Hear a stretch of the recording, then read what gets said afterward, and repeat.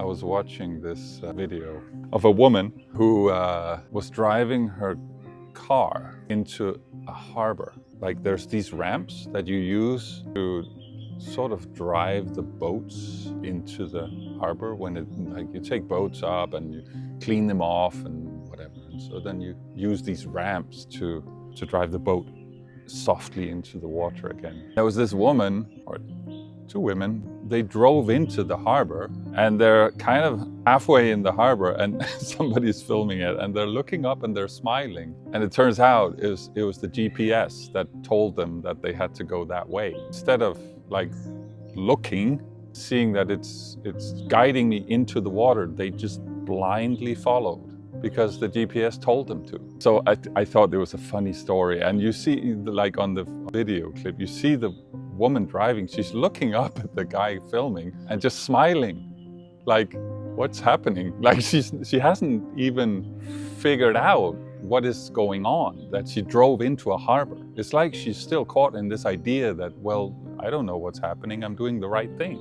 It turns out that, so I started investigating because I just thought it was funny. I bet that's not the first time. The internet could confirm my suspicion that even in the same place, the same thing had happened before. And there are stories from all over the world of people, well, driving into harbors in other countries and other places, people ending up 900 miles away from where they were going because of a faulty GPS. There was a guy who got caught in like a ravine because he just followed the GPS there's even a term called death by GPS people have come up with, because people just switch off the brain. It says go here, I go here. The same principle translates into society. There was a guy that was arrested by police and put on trial for a crime where he was at work while the crime was happening. But because some kind of facial recognition AI picked him out of some surveillance, they were like, no, it has to be him. He was literally at work while it happened. It has to be him. The computer says so. In the UK, at least, famous Post scandal where the accounting software miscalculated and 900 postal workers were accused of stealing from the post office, and people were trialed and led to personal bankruptcies, in some cases personal tragedy like divorce. Even a few people committed suicide from the stress of being accused by your own employer of stealing from your workplace. But it was like, well, the software says so. It's so even from the smallest personal mishap of taking a wrong turn and that's just continuing, which is kind of funny, but even up to a society level where AI valuation software that costs a company $8 million because it advises it to buy something that's valued wrong, right? And it's up to really serious consequences on a society level.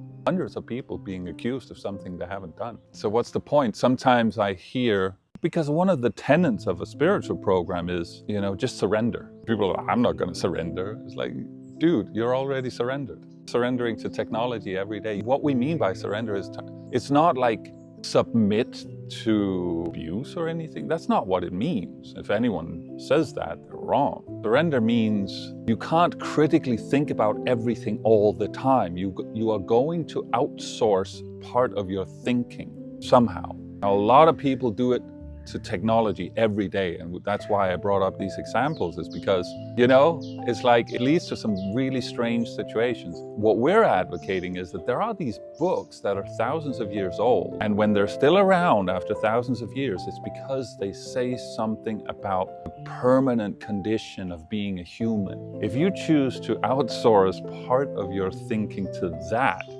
it will be a really good map for navigating your life. It will be a really good guide stick for when to think critically and when to have trust in whatever process is going on. It will have the opposite effect of driving into the harbor and smiling goofily up at someone filming you and then ending up on the internet for me to look at.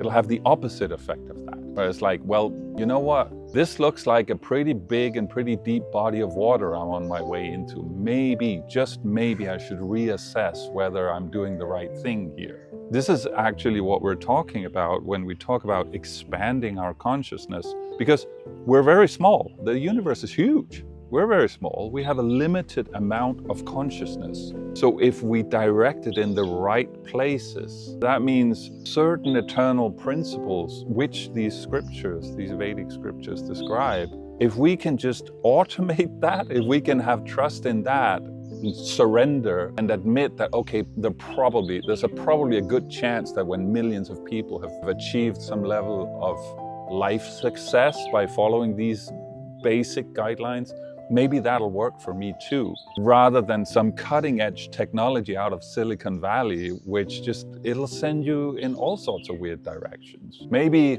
if we take this post-scandal, a Vedic principle of the leader is the protection of those who are under you. So you have a duty to really look critically at what's going on before you start accusing your workers of doing stuff. That would have saved a lot of problems, right? So it's not really this matter of, oh, do you want to surrender or not? Do you want to give up your autonomy?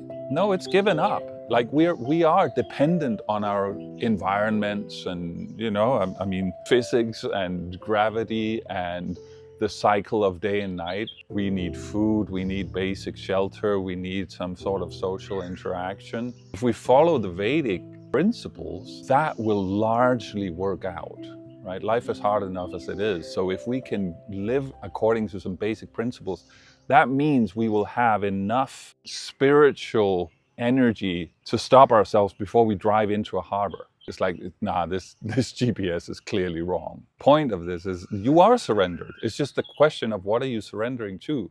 Tech bros in Silicon Valley or ancient scriptures that have guided millions of people through life? If you like this content, please like the video, subscribe, even maybe send it to a friend. It really helps us. We want to try and grow this channel. So if you think it's valuable, please like and subscribe.